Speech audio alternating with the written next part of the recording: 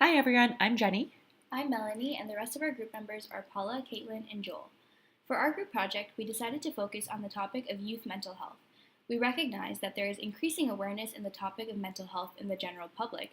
However, there seems to be little discussion in regards to youth and adolescents, and we felt there needed to be a change. As a group, we tried to recall what we had learned about mental health as kids, and it was alarming for us that none of us could recount any formal teaching about mental health or mental illness in our childhood.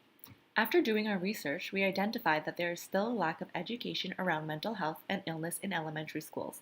We realized that a majority of adults with mental illnesses exhibited symptoms starting in childhood. Due to the lack of education and resources provided to children surrounding mental health, these conditions develop and continue to worsen, often resulting in being medically admitted. The lack of curriculum involving mental health leaves children without the resources they need to identify situations that trigger or worsen their mental health and often leads to symptoms going unnoticed. In addition to education, we noticed that stigma surrounding mental health is learned behavior. This learned behavior comes as a result of being unaware and uneducated about mental illnesses and how to interact with people who struggle with their mental health. There is no reason why children should be afraid of other children or anyone facing a mental illness. An awareness around the normalcy of mental illness and recovery should reduce the amount of negative stigma there is. Our group decided to make a website that would create awareness on the lack of education, conversation, and resources available to support children and youth with mental illness and to reduce the stigma around the topic. Our group's initiative was to incorporate mental health education in elementary school curriculum.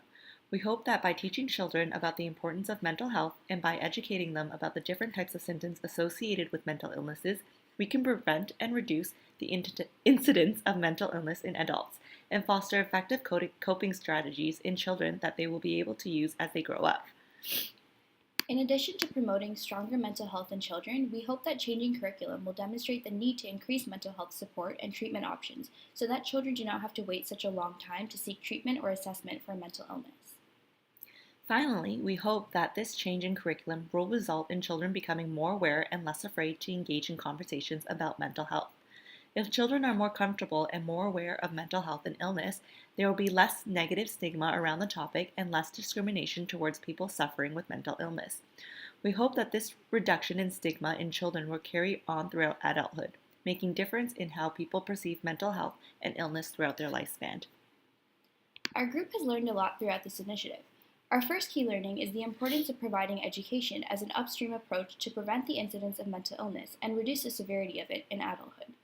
We learned that there is little to no education currently in elementary school curriculum on mental health, and as a result, children could be at risk of developing mental illness.